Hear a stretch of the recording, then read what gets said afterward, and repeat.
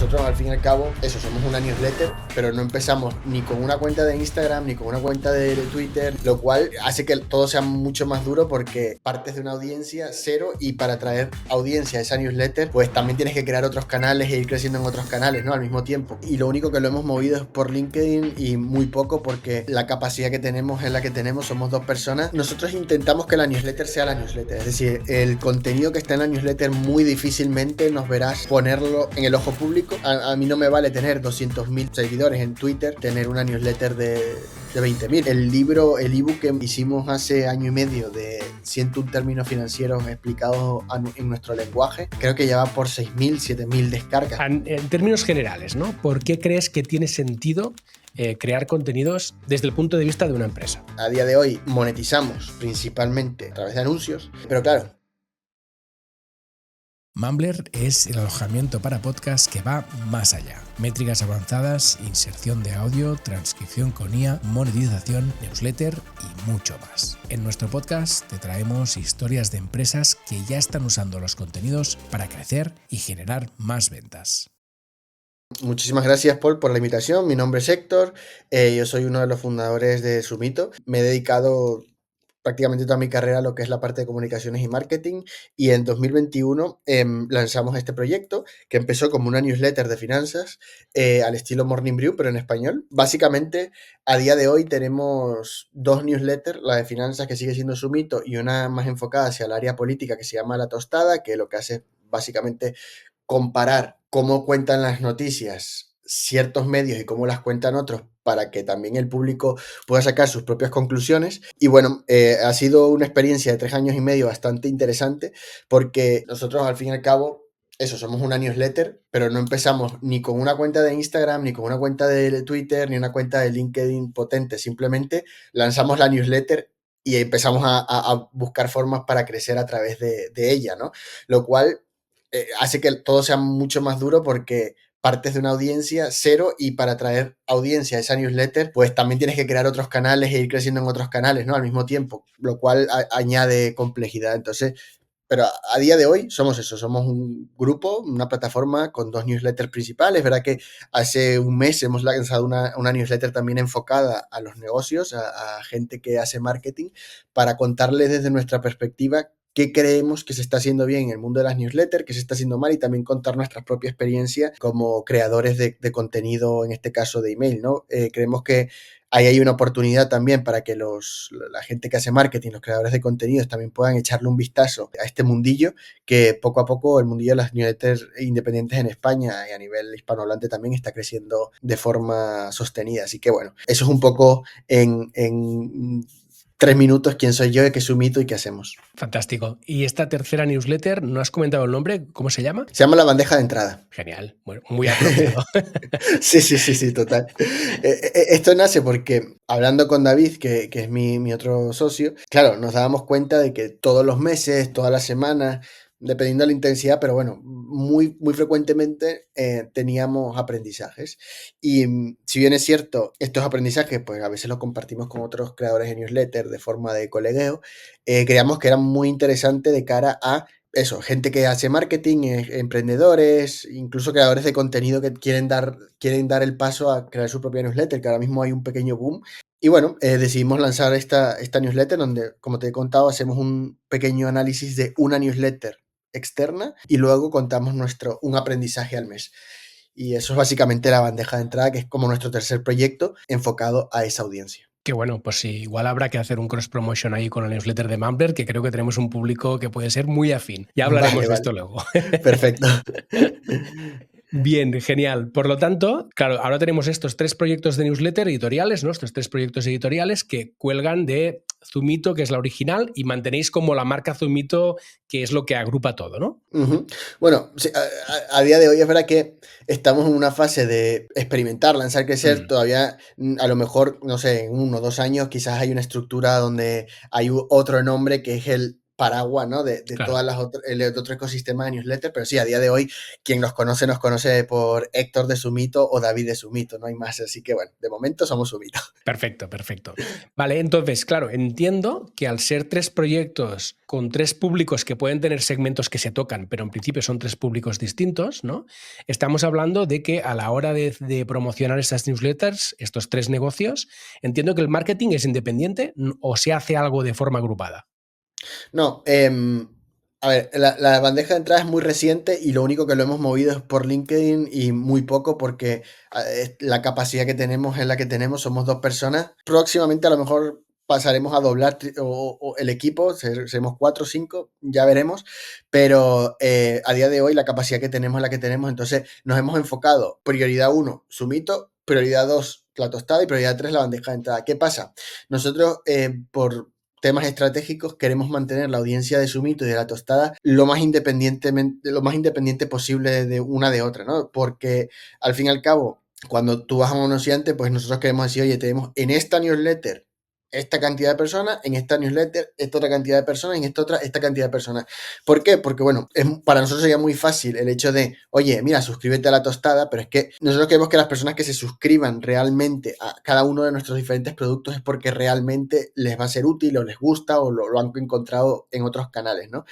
Obviamente, siempre va a haber un overlap. Ya lo tenemos, creo que era la última vez que vimos 3-4%, sin nosotros haber hecho nada de promociones cruzadas entre nuestras newsletters, pero eso, son independientes, cada una tiene su tono, Sumito es un poco más gamberro, la tostada es un poco más serio, o sea, al fin y al cabo, tocar temas políticos se pueden hacer desde el humor, hay mucho humor lamentablemente en la política, porque es de risa si no afectase la vida de millones de personas, pero hay temas dentro de la misma política y la geopolítica que no puedes tocar con humor, o sea, las guerras no puedes tocarlas con humor muchas veces, desastres naturales tampoco puedes tocarlo con humor, entonces, bueno, la tostada tiene un tono un poquito más serio que Sumito, mantenemos el lenguaje meme, eso sí, siempre y cuando obviamente sea posible, pero a nivel de marketing los tonos son diferentes, la personalidad es diferente, la identidad de cada una de estas marcas es totalmente diferente. Que bueno, me parece súper interesante, sobre todo el intentar segmentar, ¿no? Que lo tengas tan bien diferenciado que luego también a la hora de ofrecer publicidad a las marcas tú le puedes decir, no, es que en esta newsletter tengo este perfil y en esta otra tengo este otro perfil, con lo cual le puedes dar alternativas a una misma marca o tener marcas distintas para cada proyecto, con lo cual eso es. creo que tiene mucho sentido. Perfecto. Entonces, para cada una de ellas, ¿qué canales de marketing utilizáis? ¿Son los mismos o son diferentes? Bueno, mira, Sumito, que es donde tenemos mayor recorrido, hemos ido teniendo una travesía paso por paso. El primer paso que utilizamos con Sumito fueron promociones cruzadas, ¿no? De tú me mencionas, yo te menciono. Eso nos llevó de 0 a 10, 15 mil suscriptores. Luego también empezamos a meter en el mix Facebook Ads y luego también de la parte orgánica, donde más tracción hemos tenido es en lo que en contenido de Twitter orgánico, ¿no? Hilos con call to action, lead magnets y todo ese tipo de cosas. También en ese mix de todos estos canales que mencioné anteriormente, hemos metido eventos que nos han funcionado muy bien. También, bueno, eso no es un canal de marketing, pero sí que fue una estrategia de crecimiento, fue comprar otra newsletter a principios de este año.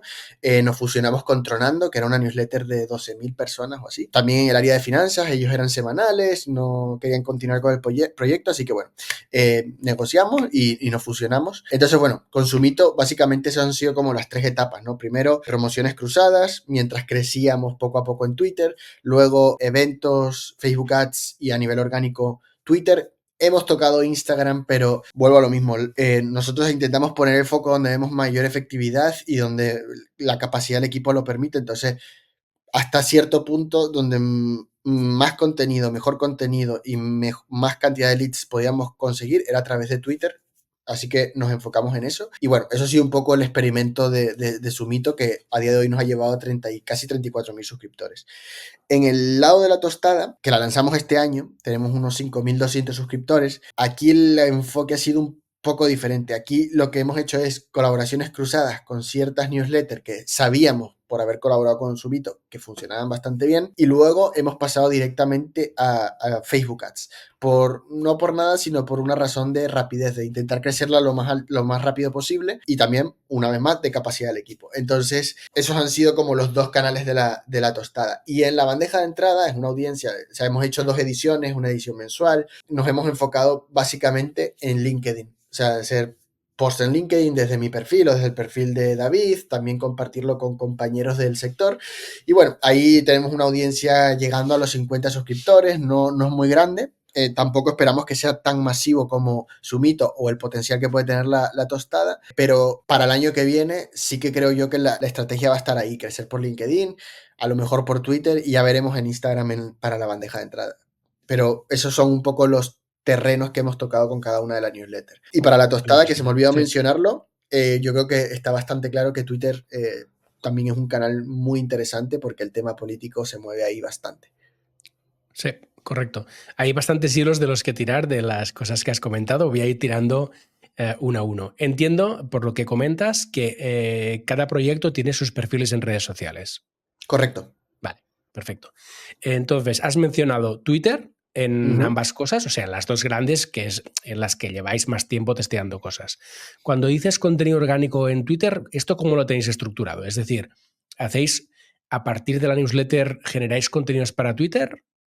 ¿O cómo lo hacéis? No, o sea, el enfoque que tenemos, sobre todo, o sea, con Sumito y con la tostada, nosotros intentamos que la newsletter sea la newsletter. Es decir, el contenido que está en la newsletter muy difícilmente nos verás ponerlo en el ojo público, no por nada, sino porque, bueno, entendemos que la gente que lo recibe está suscrita, queremos que la gente se suscriba y queremos, o sea, es decir, a mí no me vale tener 200.000 seguidores en Twitter y tener una newsletter de 20.000, porque mi negocio, mi modelo de negocio, al menos lo que yo creo desde el punto de vista de estrategia, creo que el valor está en la newsletter, ¿no? Al menos para nosotros. Entonces, lo que nosotros solemos hacer cuando estamos activos en Twitter es coger noticias que a lo mejor no llegan a ser lo suficientemente importantes para ir a la newsletter y las transformamos en hilo. Luego también podemos hacer contenido educativo. Y luego también, pues, el contenido un poco cañero que nos caracteriza. O sea, eso cuando hubo el cambio en el Ministerio de Economía y Finanzas, pues obviamente dijimos, oye, esto está en el territorio de Sumito. Es verdad que no afecta a los mercados, que es lo que a la gente le gusta, pero es algo que a gente que le puede interesar los mercados, le puede interesar saber quién es nuestro nuevo ministro de Economía, e hicimos un hilo con el currículum vitae de esta persona y bueno, ese hilo tuvo muchísima trascendencia y luego a partir de allí hemos copiado ese modelo, con algunos ha funcionado mejor que otros y lo hemos pasado a la tostada, donde tiene mucho más sentido analizar otros perfiles políticos. Es verdad que, como te digo, en la tostada no hemos tenido prácticamente nada de actividad, pero sí que tenemos una idea de dónde tirar cuando empecemos a generar contenido por allí. Pero bueno, en pocas palabras es eso, o sea, nosotros muy difícilmente nos verás comentar cosas, dar todo el contenido de la newsletter públicamente, y lo que intentamos hacer es, como al fin y al cabo estamos monitorizando muchos medios, tenemos acceso a muchas noticias, pues las noticias que a lo mejor no llegan a la newsletter y que son un poco a tempore, por así decirlo, las solemos comentar en Twitter en un hilo. Y bueno, en Twitter también otra cosa que hemos hecho que nos ha funcionado muy bien es compartir lead magnets, como te comentaba al principio. O sea, el ebook que hicimos hace año y medio de 101 términos financieros explicados en nuestro lenguaje, creo que ya va por 6.000, 7.000 descargas, una cosa así. La gran mayoría viene de Twitter. Luego también cosas, por ejemplo, hicimos un resumen en audio de 30 libros de finanzas, que también funcionó bastante bien. Ese tipo de cosas nos ha funcionado de maravilla en Twitter, y como te decía, los eventos online, todos nos han ido bastante bien a nivel de lo que, quizás no tanto a nivel de volumen, pero a nivel de calidad del suscriptor, nos ha ido muy bien con eventos online a través de captación, a través principalmente de Twitter y Facebook Ads. Claro, tiene mucho sentido el preservar el contenido de la newsletter para la newsletter, con lo cual la gente siempre tiene que remitirse a la newsletter si quiere ir a buscar la información, porque al final es como el pilar, ¿no?, de vuestro negocio. Y me interesa mucho lo que has comentado también de, en Twitter estamos, pero estamos creando un contenido pensado para Twitter, ¿no? Y estamos testeando contenidos en Twitter pensando en cómo funciona Twitter para que tenga sentido para aquella red social, ¿no? Y eso creo que es lo que muchas veces en el punto en el que muchas veces erramos creadores de contenido y empresas que intentamos reciclar contenidos de una forma un poco abstracta, que al final vemos que no tienen resultado porque precisamente no están pensados para aquella plataforma o respondiendo a lo que la plataforma te pide que hagas, Claro. ¿no? Sí. O sea, porque, por ejemplo, una noticia muy puntual sobre un tema financiero puede tener cabida en Twitter, evidentemente, pero claro, si yo empiezo a dar ese contenido en Twitter, ¿por qué te vas a suscribir a mi newsletter? Claro. ¿No? Y yo lo que quiero, no por nada, sino porque creo que es un medio mucho más efectivo, porque no depende de algoritmos, podemos aquí dar el mantra del tema de newsletter, pero no voy a caer en ello, pero al final ese es nuestro objetivo como empresa y es por lo cual hacemos esta adaptación del contenido. Tiene mucho sentido, al final creas un contenido expresamente pensado para la red, creces con ese contenido y luego utilizas los lead magnets para llevar esa audiencia que tienes en la red a tu newsletter, ¿no? Le das un atractivo para que se suscriba y de este modo lo pones en la rueda del newsletter, que al final es tu objetivo final como empresa. Correcto. Vale, entonces, si tú me tuvieras que destacar el canal que ha funcionado mejor de todos los que has comentado, ¿no? Esas redes, lead magnets, ads, eventos, ¿cuál sería? ¿Cuál es el que os ha dado mejor resultado? Para una newsletter, vamos, de lejos la colaboración cruzada con otros newsletteros, o sea, de lejos a nivel de volumen, a nivel de calidad, a nivel de todo.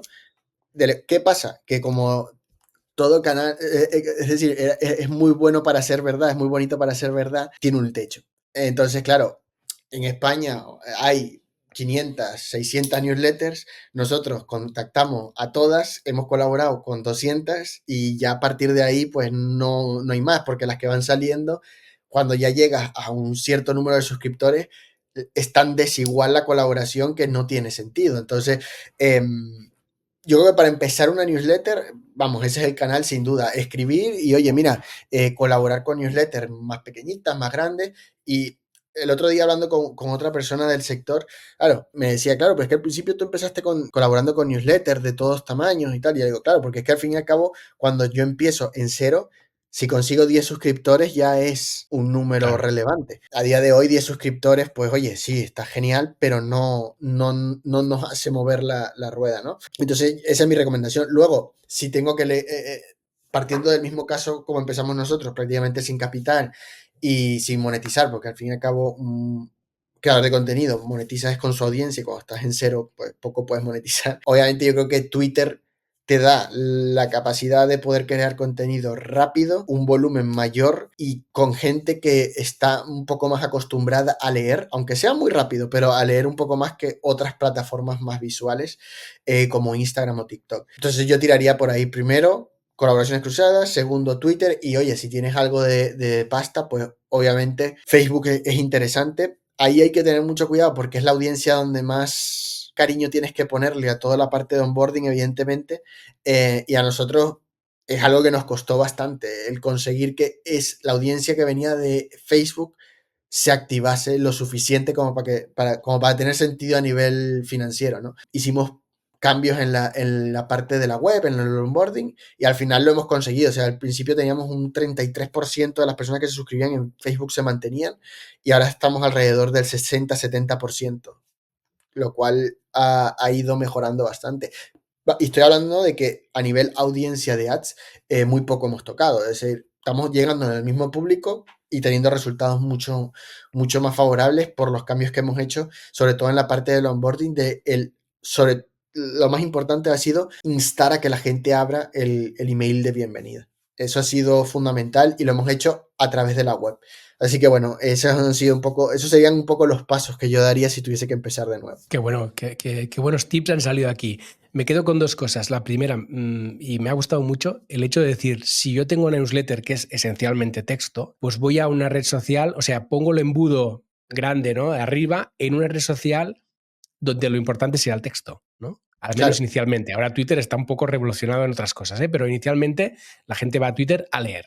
Entonces, me parece muy interesante al intentar alinear ya todo desde el paso 1 del embudo, ¿no? Esto punto número 1. Punto número 2, me interesa mucho el tema de los Facebook Ads que comentabas, entender cómo lo hacéis y luego esto que comentabas de adaptar el onboarding para que la audiencia de Facebook Ads abra y se convierta en un abridor recurrente, también me interesa mucho ahondar un poco más en todo esto, porque al final no deja de ser que el público de Facebook es un público frío, ¿no? Que igual no os conoce de nada y tienes que explicarle muchas cosas más para que entienda qué es la newsletter, de qué va y que realmente le pueda sacar partido. Total. Sí, o sea, nosotros una de las cosas que nos juega a favor es el hecho de que somos una newsletter diaria, con lo cual, si tú te suscribes hoy, mañana tienes el siguiente impacto y así sucesivamente. Que, a nivel de Facebook, es que lo que comentabas, ¿qué hemos hecho? Pues nosotros anteriormente teníamos la típica landing page donde te suscribí. Primero empezamos con los Facebook Forms, estos que te das de alta directamente, error. No lo hagáis si tenéis una newsletter porque eso no, al menos a nosotros no nos ha funcionado. Y la razón es que, claro, tú te estás dando de alta muy rápido en algo que a lo mejor no entiendes, ni siquiera te pasa por la cabeza, por más que yo te ponga, vete a tu email a confirmarlo, lo que sea, ir, porque bueno, estás ahí, pasa y siguiente. Entonces, lo que hicimos, el primer cambio fue ese, pasarlos a la web. Pero claro, en la web no nos convertían y tal, hicimos un par de modificaciones. Una vez que empezamos a mejorar la conversión, seguíamos con el problema de, oye, mira, esta gente no está abriendo el email. ¿Qué es lo que está pasando? La gente iba a la página, se suscribía y le decía, oye, confirma tu email. Y luego que confirmaba el email, hasta ahí llegaba. Confirmado, gracias. Hasta luego. Pues lo que hemos hecho es, cuando tú te suscribes, te llevamos a una landing page donde te decimos, estos son los 3 pasos para que consigas tu email. Primer paso, ir a confirmarlo. Segundo, tal. Tercero, tal. Y le damos un premio en el email de bienvenida, que no es el de confirmación. Entonces, primero confírmate y recibes tu premio en el email de bienvenida. Cuando van al email de confirmación, y clican a confirmar, en lugar de ir a una página donde le doy las gracias, le digo, ya casi está tu premio, gracias por confirmarte, anda a buscarlo de nuevo. Y ahí entonces cuando van al email de bienvenida y consiguen el premio. Esto, curiosamente, lo empezamos a probar en La Tostada, o sea, y realmente no damos ningún lead magnet porque era un proyecto nuevo y era básicamente, a día de hoy lo seguimos utilizando, que es el secreto de Estado.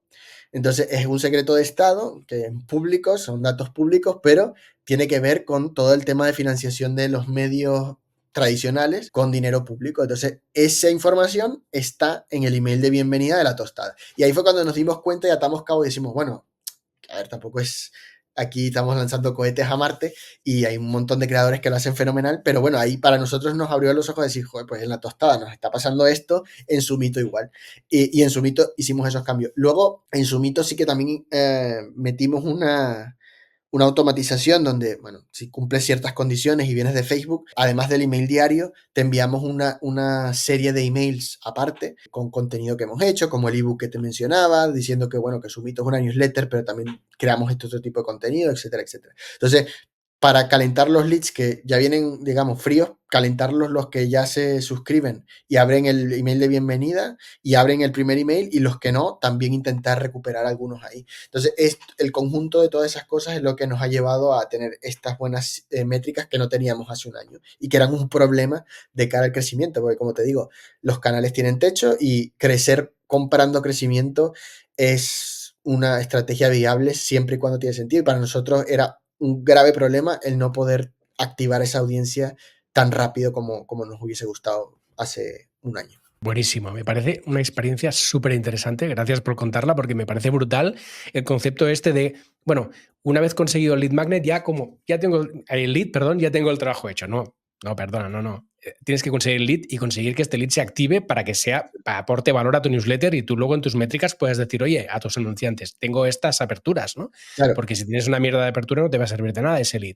Entonces me parece súper interesante la experiencia y el concepto este de como un segundo lead, ¿no? Es, vale, tú te has apuntado para obtener un lead, pero yo te doy otro si realmente acabas el proceso de confirmar el email y demás. Es muy interesante porque continúas incentivando ese público para que siga sus pasos, ¿no? Y además le vas concretando qué tiene que hacer para pasar al siguiente paso y le incentivas a hacerlo.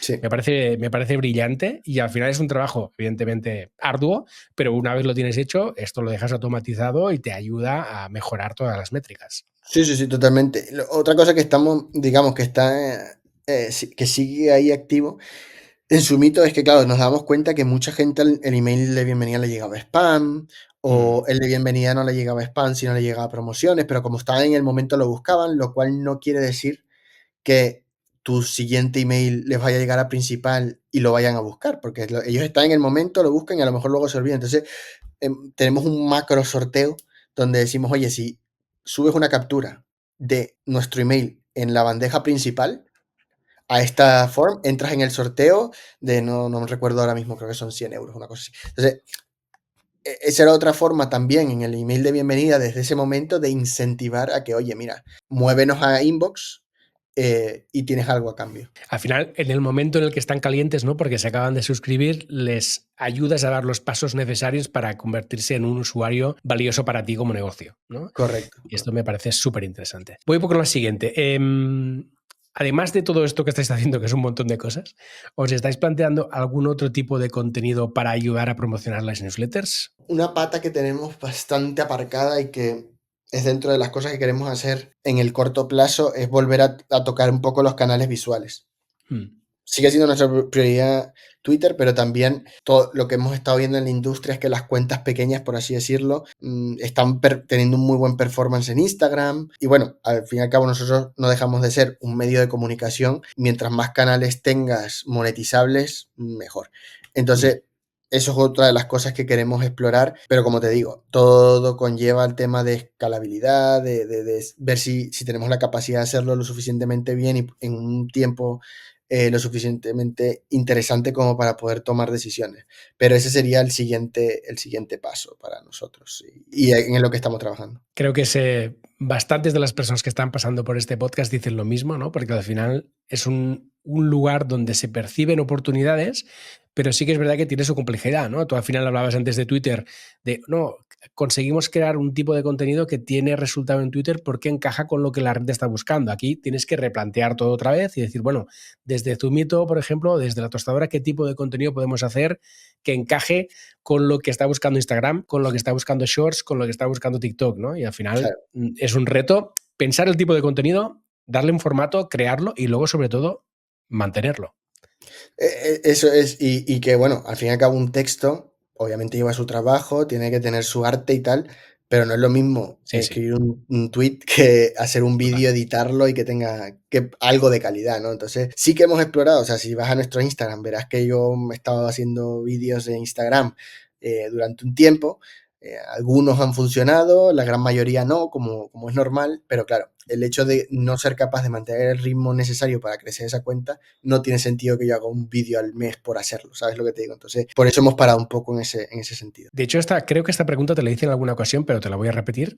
¿Y el tema podcast, lo habéis valorado en algún momento? El tema podcast, vuelvo a lo mismo, tema de capacidad, nos encantaría hacer muchas cosas, pero empezamos con un experimento que llamábamos el Shortcast en YouTube, que era una entrevista de 10 minutos con gente del sector finanzas. La verdad que nos gustaba un montón, pero no teníamos la capacidad de poder hacerlo, editarlo, subirlo, crear clips, mover los clips, entonces lo dejamos un poco aparcado, pero en esa, digamos, en esa estrategia más multimedia, por así llamarlo, a lo mejor encajaría este formato de nuevo. Sí que no creo que nos vemos haciendo un podcast de larga duración y tal, de momento, por temas del equipo, pero sí que a lo mejor ese formato un poco más pequeño de entrevistas puede tener sentido. Al fin y al cabo, nosotros también, uno de los valores que ponemos en la newsletter es que la gente lo puede consumir rápido.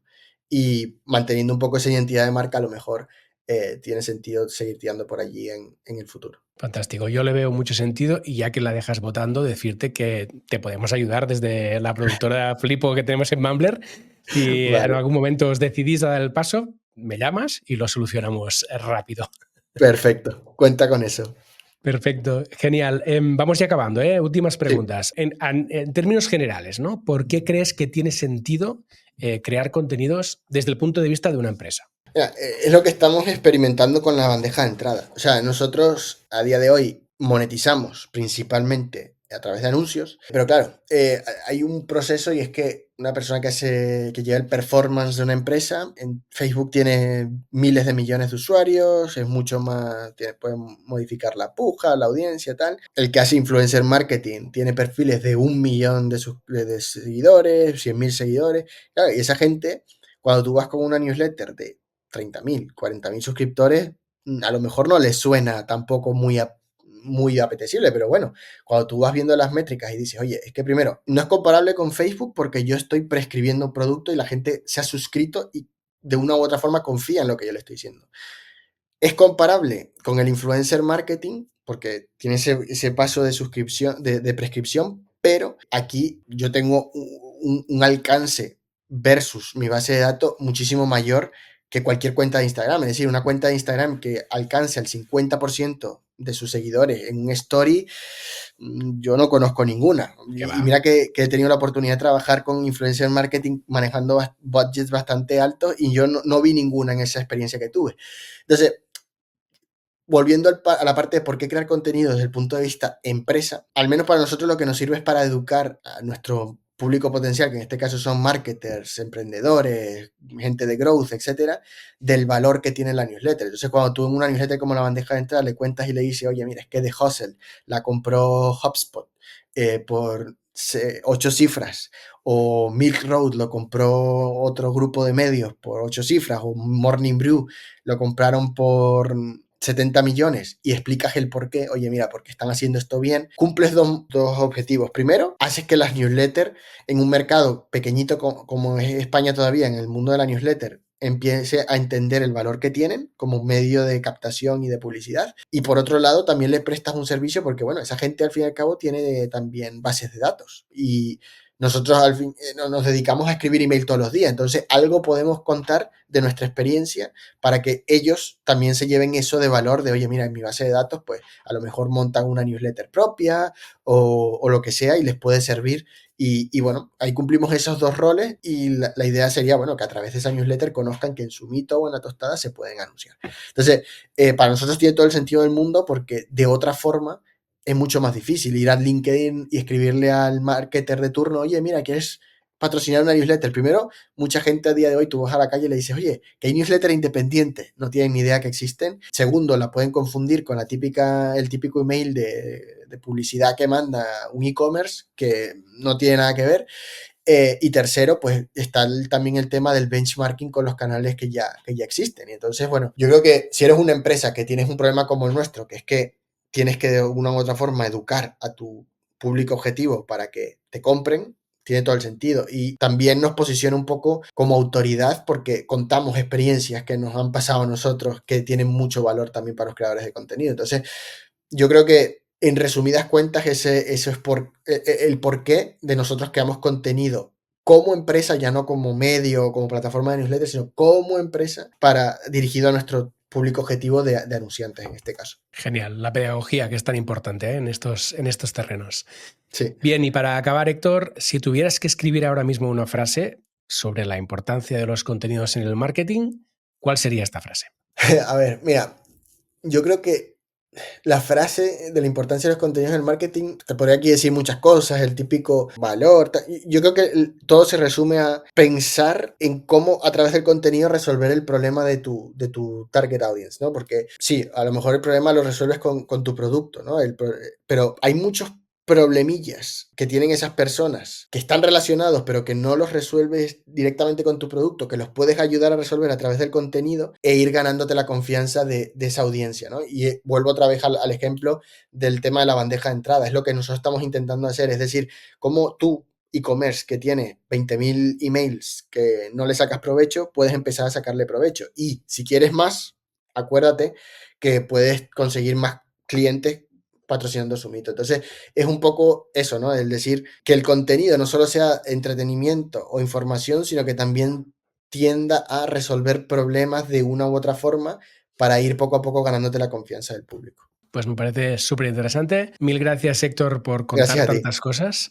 Ha sido un placer tenerte por aquí y nos vemos pronto, espero. Muchas gracias por igualmente. Hasta luego. Un abrazo. Adiós.